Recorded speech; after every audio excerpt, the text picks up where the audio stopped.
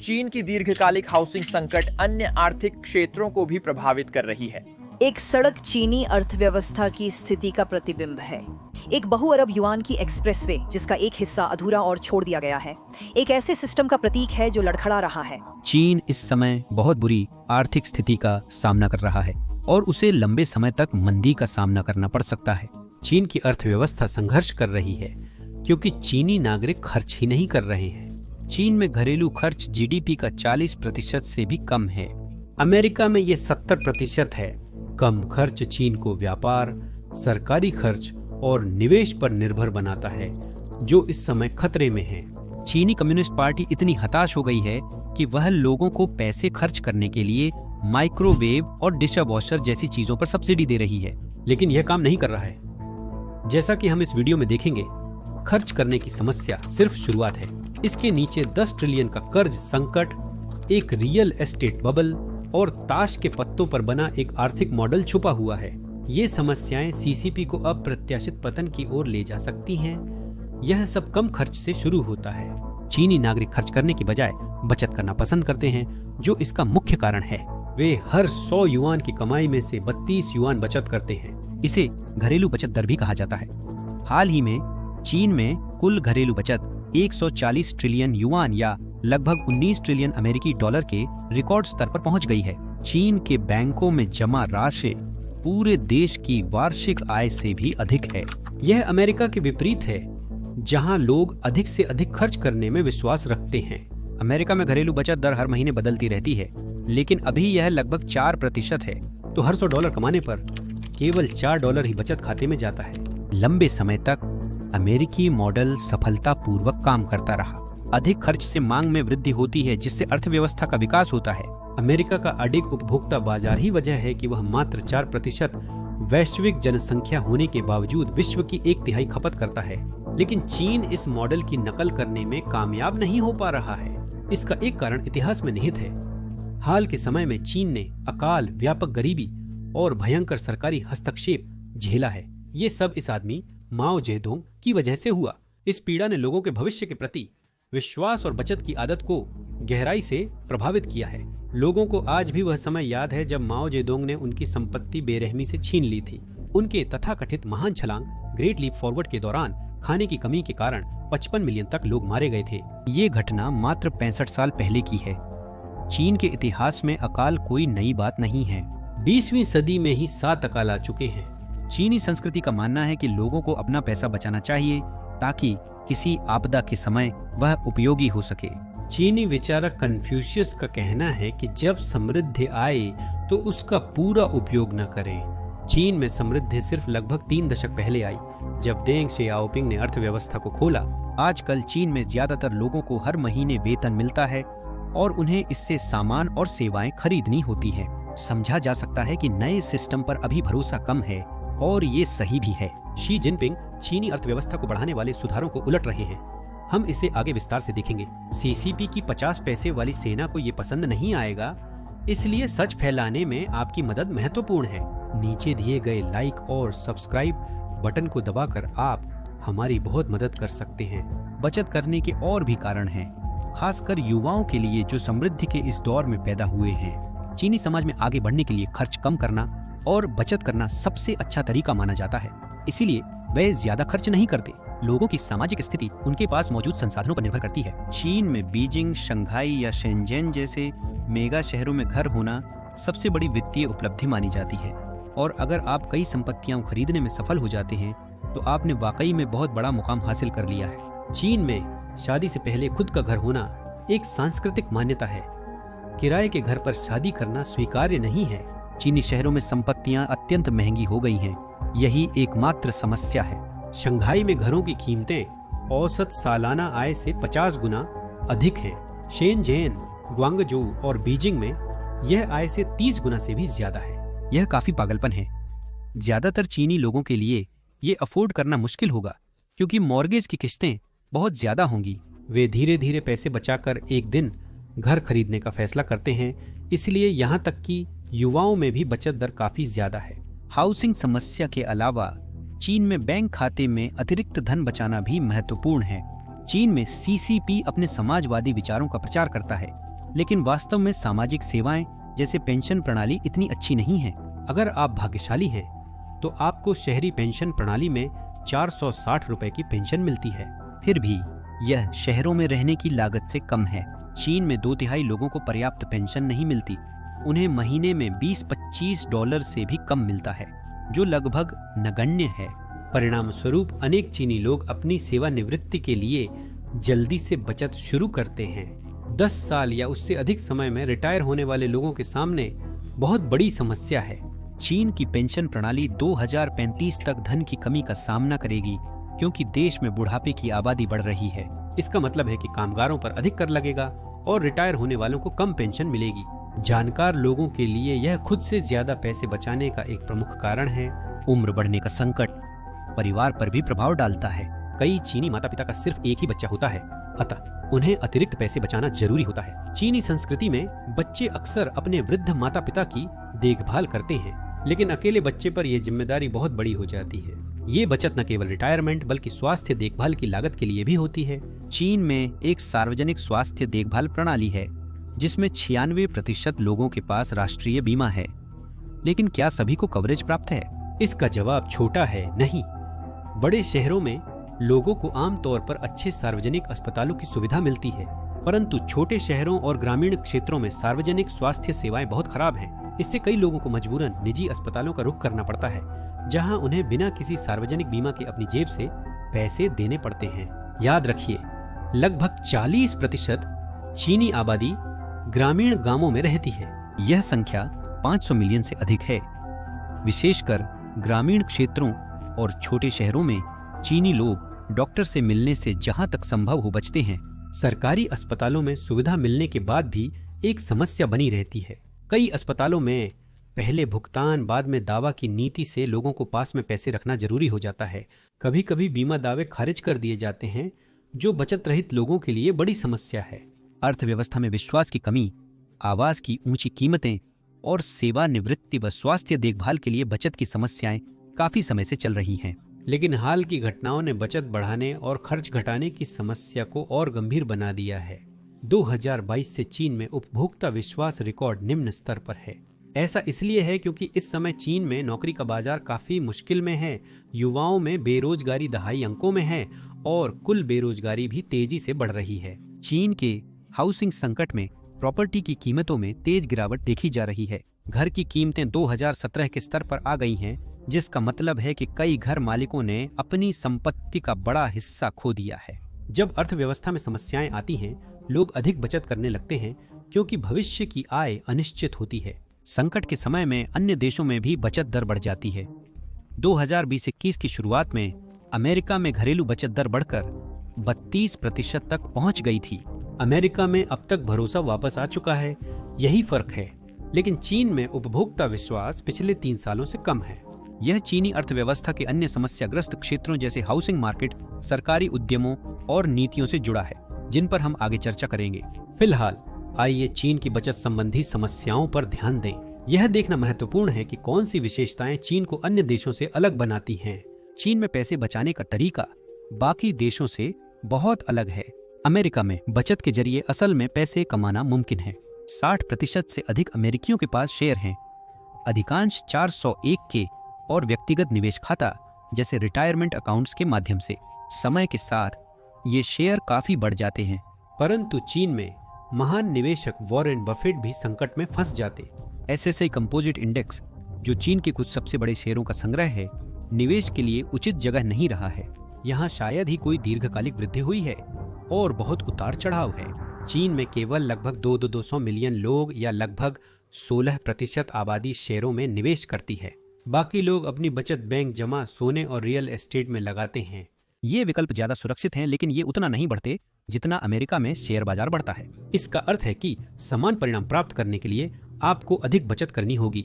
इसका असर कितना बड़ा हो सकता है, इसका अंदाजा लगाने के लिए किसी उदाहरण को देखना सबसे अच्छा रहेगा। औसत चीनी नागरिक के पास सालाना लगभग 41,000 युआन या $5,700 की डिस्पोजेबल इनकम होती है। वे इसका लगभग 32% बचाते हैं, यानी लगभग 1,800 युआन या $150 हर महीने। मान लीजिए उन्हें अपनी बचत पर सालाना करीब 1.5% ब्याज मिलता है। जो अभी चीन के बैंकों में मिल रहा है। 30 साल में हर महीने $150 बचाने पर भी आपके पास $70,000 से कम इकट्ठा होता है।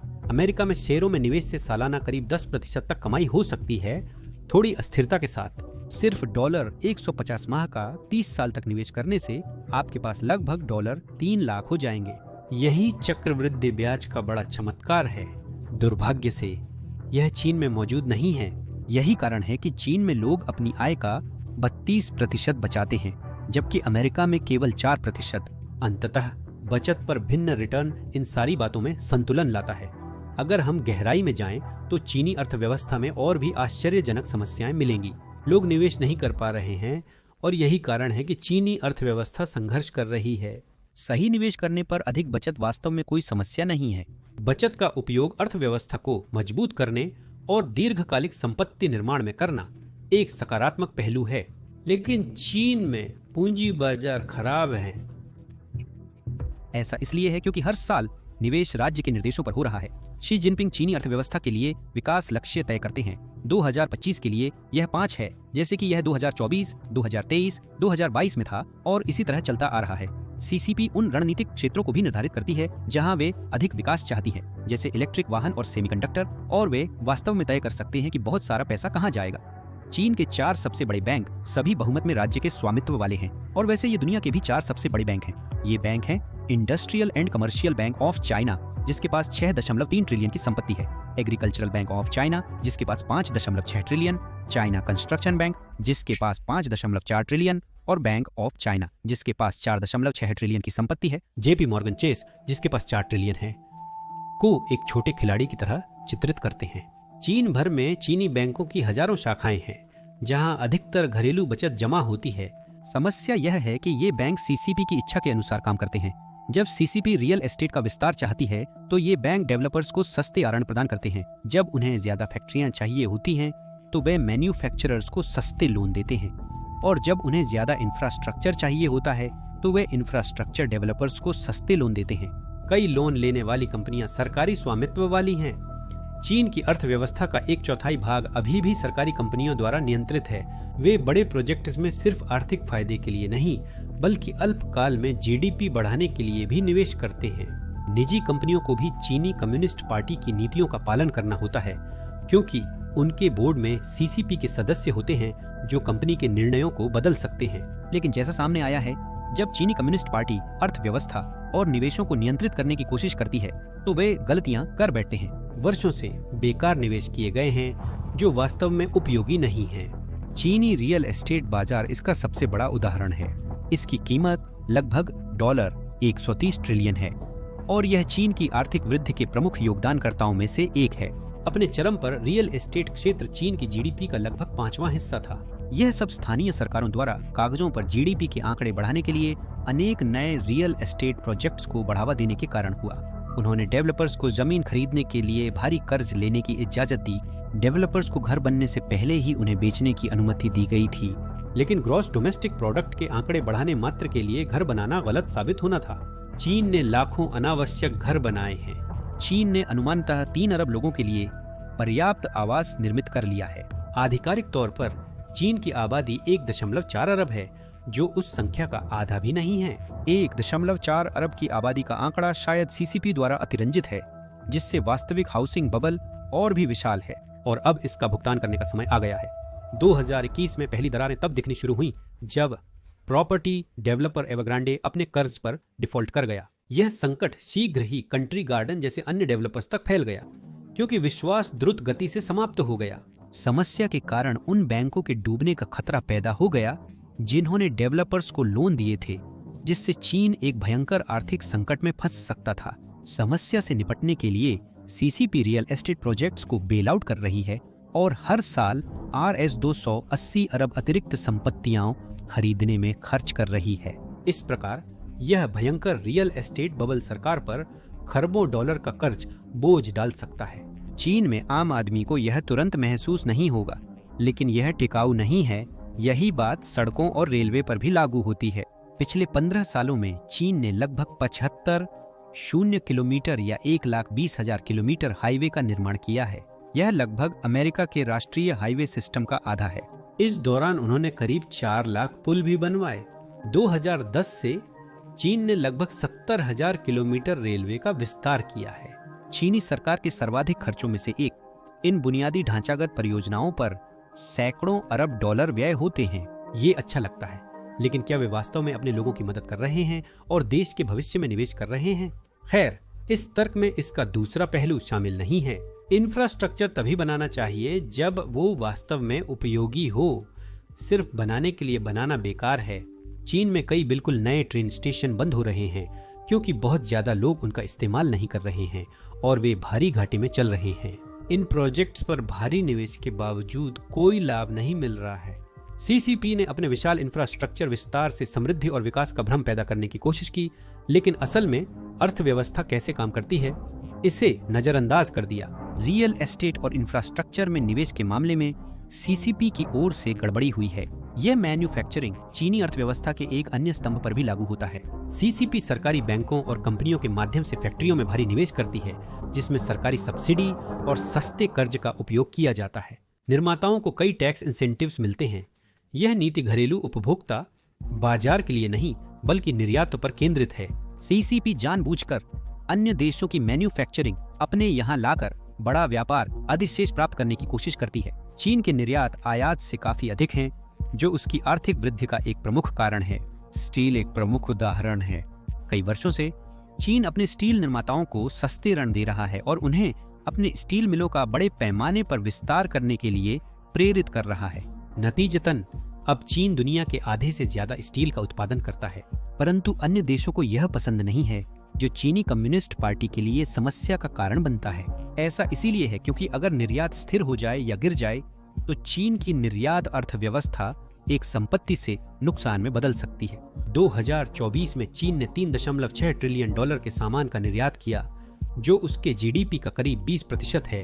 अगर यह न होता तो चीन में लाखों, अगर करोड़ों नहीं तो नौकरियां ही नहीं होती। अमेरिका को निर्यात पर 1.6 करोड़ चीनी नौकरियां सीधे तौर पर निर्भर हैं। यदि चीनी कम्युनिस्ट पार्टी ने निर्यात पर कम और घरेलू खपत पर अधिक ध्यान दिया होता तो चीन की अर्थव्यवस्था अधिक संतुलित होती। परंतु अब वे ऐसी चीजें बना रहे हैं जिन्हें घरेलू ग्राहक कभी नहीं खरीदेंगे। इसका एक स्पष्ट उदाहरण वस्त्र उद्योग है, जहां चीन हर साल लगभग 20 अरब कपड़े बनाता है। चीनी उपभोक्ता कभी भी यह सब नहीं खपा सकते। घरेलू उपकरणों के साथ भी यही समस्या है, जिनमें से चीन ने पिछले साल 4.5 अरब यूनिट्स निर्यात किए थे। चीनी परिवारों द्वारा प्रतिवर्ष एक नया फ्रिज और वॉशिंग मशीन न खरीदे जाने तक वे कभी भी इतनी मात्रा में नहीं खरीद पाएंगे। इलेक्ट्रॉनिक्स के क्षेत्र में भी हम निर्यात पर निर्भर हैं। 2024 में चीन ने 1.7 अरब फोन बनाए, पर उनमें से लगभग आधे निर्यात कर दिए। उन्होंने 340 मिलियन लैपटॉप भी बनाए, लेकिन 145 मिलियन निर्यात कर दिए। 4.5 अरब चिप्स में से 3 अरब विदेशों में बेच दिए गए। नवीकरणीय ऊर्जा में भी चीन आगे है। वह दुनिया का सबसे बड़ा सोलर पैनल निर्माता बन गया है, जो घरेलू जरूरत से दोगुना उत्पादन कर रहा है। भारत और वियतनाम जैसे देश चीन के निर्यात हिस्से को हासिल करने की कोशिश करेंगे। अगर चीनी निर्यात जारी रहते हैं तो यह अच्छा है। जिन देशों को चीन निर्यात करता है वे इस तानाशाही कम्युनिस्ट देश पर निर्भरता पसंद नहीं करते। और जब निर्यात में गिरावट आती है, जैसा कि अब हो रहा है, तो चीनी कंपनियां और कर्मचारी फंस जाएंगे, क्योंकि उनकी अर्थव्यवस्था को निर्यात के इर्द गिर्द ही बनाया गया था। घरेलू खपत से बदलना कठिन होगा क्योंकि उनके पास पर्याप्त मात्रा नहीं है। आधुनिक आर्थिक समस्याओं में जाने से पहले जो कम खर्च और खराब निवेश के कारण होती हैं, चीन की कर्ज की समस्या देखना आवश्यक है। जैसा पहले बताया गया, चीनी परिवारों की अधिकांश बचत बैंकों द्वारा आहरण के रूप में दी जा चुकी है। ये ज्यादातर रियल एस्टेट, इंफ्रास्ट्रक्चर और मैन्युफैक्चरिंग प्रोजेक्ट्स में गए। लेकिन समस्या ये है कि ये प्रोजेक्ट्स फेल हो रहे हैं और ये कर्ज शायद कभी वापस ना आए। अब चीन में कर्ज की स्थिति जटिल है। अगर आप पूरे देश को देखें तो चीन में दुनिया के सबसे ज्यादा कर्ज स्तरों में से एक है। चीन में कुल गैर वित्तीय कर्ज यानी घरों, कंपनियों और सरकार का कर्ज जीडीपी का 312% है। इसमें सरकार का बड़ा योगदान है।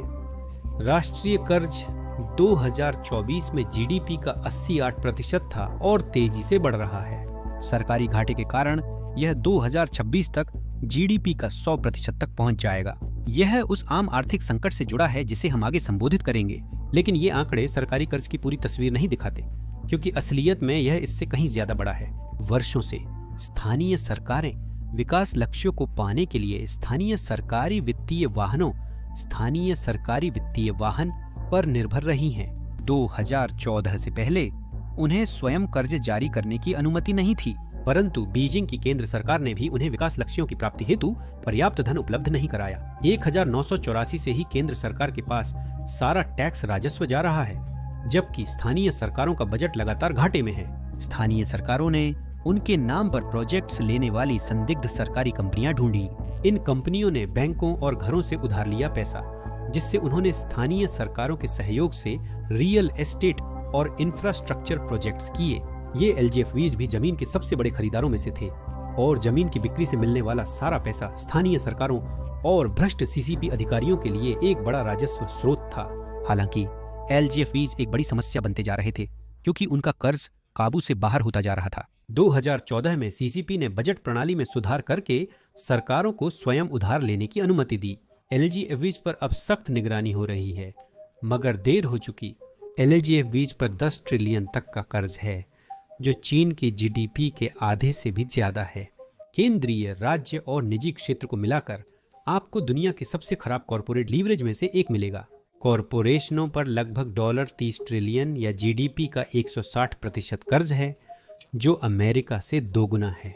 कोविड के दौरान यह लगभग गलत हो गया था, क्योंकि कई कॉरपोरेशन लगभग ढहने वाले थे। इसका कारण यह था कि उनके प्रोजेक्ट्स वित्तीय रूप से व्यवहार्य नहीं थे। राज्य की 90% निचली कंपनियां बुरी स्थिति में हैं, क्योंकि उनके पास चीन के कुल कॉरपोरेट कर्ज का 45% है, लेकिन कमाई सिर्फ 15%। ये मुख्य रूप से वे स्थानीय कंपनियां हैं जिनके बारे में हमने पहले बात की थी, जो औद्योगिक, निर्माण या रियल एस्टेट क्षेत्र में है। निजी क्षेत्र में भी अब समस्याएं हैं, क्योंकि स्थानीय सरकारों ने उन्हें भी बहुत अधिक गैर जिम्मेदाराना कर्ज लेने की अनुमति दी थी। कोरोना वायरस डिजीज के दौरान अर्थव्यवस्था के संघर्ष के कारण इन कंपनियों के पास कर्ज की किस्तें चुकाने के लिए पर्याप्त राजस्व नहीं था। चीन की आर्थिक मंदी के कारण ये कंपनियां मुश्किलों का सामना कर रही हैं। सीसीपी इस समस्या से बच रही है और राज्य बैंकों को इन बैंकों को कम ब्याज दर पर कर्ज देने का निर्देश दे रही है। हालांकि दीर्घावधि में यह काम नहीं करेगा। चीन का उच्च निवेश संपत्ति निर्माण को प्रोत्साहित करने के लिए था, परंतु ऐसा बिल्कुल नहीं हो रहा है। निवेश स्थिर और खर्च कम होने के कारण चीन कमजोर स्थिति में है। इसमें कथित कर्ज अपस्फीति के लिए एकदम सही तत्व विद्यमान है। कम खर्च करने पर डिफ्लेशन का खतरा होता है, जिससे कारोबारों को मांग कम होने के कारण उत्पादों के दाम घटाने पड़ते हैं। यह इतना बुरा नहीं लगता, क्योंकि कम कीमतें उपभोक्ताओं के लिए अच्छी लगती है, लेकिन जब यह ज्यादा कर्ज के साथ मिल जाता है तो यह घातक हो सकता है। डिफ्लेशन से कंपनियों की आमदनी कम होती है, जिससे कर्ज में डूबी कंपनियों को परेशानी होती है। कर्ज की किस्तों का भुगतान करने के लिए कंपनियों के पास पर्याप्त पैसा नहीं होता। डिफॉल्ट होने पर कर्मचारियों को नुकसान होता है। इसका मतलब है कि बैंकों को उनका पैसा वापस नहीं मिल सकता और लोग अपनी बचत खो सकते हैं, जिससे खर्च और अर्थव्यवस्था पर और भी नकारात्मक असर पड़ेगा। इसके बदले में जैसे जैसे कंपनियों की आमदनी घटती है, कर्ज की स्थिति और भी खराब हो जाती है और फिर अर्थव्यवस्था मंदी और कर्ज की समस्याओं के एक दुष्चक्र में फंस जाती है। यह समस्या केवल सिद्धांत तक सीमित नहीं है, बल्कि इतिहास में कई बार घटित हो चुकी है। पश्चिमी देशों में ग्रेट डिप्रेशन के दौरान 1929 से 1933 तक कर्ज और मंदी की समस्या थी। हाल ही में यह समस्या ग्रीस और जापान जैसे देशों के साथ हुई थी, जहां जापान ने चीन के भविष्य का सबसे खराब उदाहरण दिया। कर्ज और मंदी का संकट चीन के लिए विनाशकारी साबित हो सकता है। चीन के लिए बुरी बात यह है कि वे कर्ज और मंदी के चक्रव्यूह के करीब हैं। उपभोक्ता कीमतें 2023 से स्थिर हो गई। निर्माण क्षेत्र में निर्यात की कमजोरी से कीमतों में गिरावट आ रही है, परंतु चीनी सरकार इस कर्ज डिफ्लेशन के दुष्चक्र से किसी भी तरह बचने का प्रयास करती है, क्योंकि एक गहरा आर्थिक संकट सीसीपी की शक्ति को क्षीण कर सकता है। इसलिए वे अर्थव्यवस्था को बढ़ावा देने हेतु ब्याज दरें काफी कम कर रहे हैं। कम ब्याज दरों से पैसे उधार लेना और खर्च करना सुगम हो जाता है। यह कर्ज में डूबी कंपनियों और सरकारों को राहत देता है, क्योंकि कर्ज सस्ता हो जाता है। हालांकि ब्याज दरें सीसीपी द्वारा प्रयोग किए जा रहे एकमात्र उपकरण नहीं है। महत्वपूर्ण है कि वे बहुत पैसा कमा रहे हैं। चीनी सरकार लगभग 8 से 9% जीडीपी के घाटे पर चल रही है और हर साल सैकड़ों अरब डॉलर का सरकारी कर्ज जोड़ रही है। सरकारी समर्थन ही सबसे बड़ा कारण है कि चीन अभी तक कर्ज डिफ्लेशन के चक्रव्यूह में नहीं फंसा है। चीन के खराब निवेश और कम खर्च के कारण इसके बिना वह गंभीर संकट में होता। भले ही अमेरिका भी इस समय सरकारी घाटे के मामले में अच्छा प्रदर्शन नहीं कर रहा, परंतु यह अर्थव्यवस्था चलाने का स्वस्थ तरीका नहीं है। चीन को टिकाऊ आर्थिक विकास और कर्ज की स्थिति संभालने के लिए उपभोक्ता खर्च बढ़ाना होगा। उच्च उपभोक्ता खर्च से विकास केवल केंद्रीकृत निवेश योजनाओं पर निर्भर नहीं रहता। इसका मतलब है कि कंपनियों को ज्यादा राजस्व मिलता है, जो आर्थिक विकास को बढ़ावा देता है। खर्च की समस्या का समाधान करना बहुत कठिन है। चीन में पर्याप्त पैसा घरों तक वास्तव में नहीं पहुंचता है। आप सोचेंगे कि एक कम्युनिस्ट अर्थव्यवस्था में लोगों को जीडीपी का बराबर हिस्सा मिलेगा, लेकिन हकीकत इससे बहुत दूर है। चीन में आय और संपत्ति की असमानता अमेरिका जितनी ही है। मार्क्स इसे स्वीकार नहीं करते।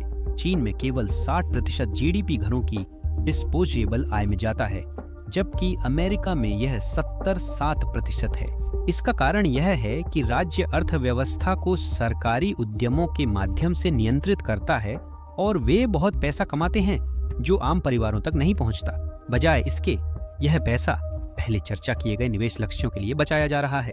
चीन में आधिकारिक प्रति व्यक्ति जीडीपी लगभग $12,600 है। यह आंकड़ा शायद अतिरंजित है, क्योंकि ये डेटा सीसीपी से प्राप्त होता है। फिर भी यह औसत खर्च योग्य आय $5,700 से कहीं ज्यादा है। औसत खर्च योग्य आय और भी कम है। यह वह स्तर है जहां आधी जनसंख्या इससे अधिक और आधी इससे कम कमाती है। चीन में यह केवल 35,000 युआन है, या लगभग सालाना $4,800। चीनी नागरिक न केवल पैसे बचाना पसंद करते हैं, बल्कि उनकी कमाई भी इतनी कम है कि वे ज्यादा खर्च नहीं कर सकते। ये वास्तव में सीसीपी की गलती है। बैंकों और सरकारी कंपनियों में निवेश पर अधिक ध्यान देने के कारण उन्होंने आम लोगों की मजदूरी को नजरअंदाज किया है। उन्होंने लोगों की कमाई बढ़ाने के बजाय निर्यात के लिए सस्ती मजदूरी को प्राथमिकता दी है। सरकारी हस्तक्षेप से कंपनियां और अधिक शक्तिशाली बन गई हैं।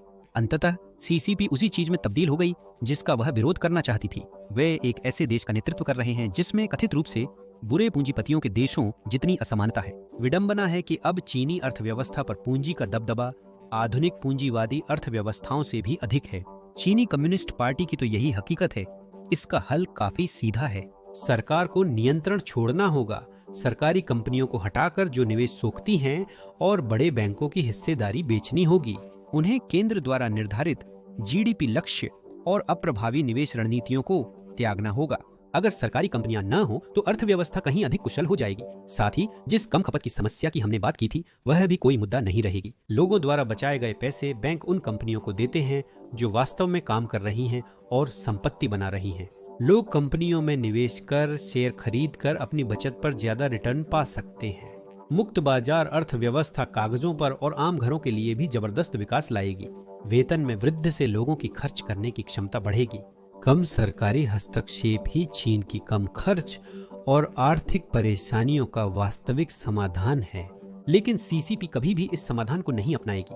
पार्टी को अर्थव्यवस्था पर नियंत्रण पसंद है, क्योंकि इससे उसकी सत्ता सुरक्षित रहती है। वह नहीं चाहती कि निजी कंपनियां और आम नागरिक इतने अमीर बन जाएं कि वह राजनीति में अपनी बात रख सकें। लेकिन अपने नागरिकों को भ्रमित करने के लिए सीसीपी हमेशा चाहती है कि आंकड़े ऊपर जाएं। सीसीपी अपनी सरकारी कंपनियों का विस्तार करने के लिए और अधिक कर्ज छापती रहेगी जब तक उसका भव्य आर्थिक प्रोजेक्ट विफल नहीं हो जाता। देखने के लिए धन्यवाद।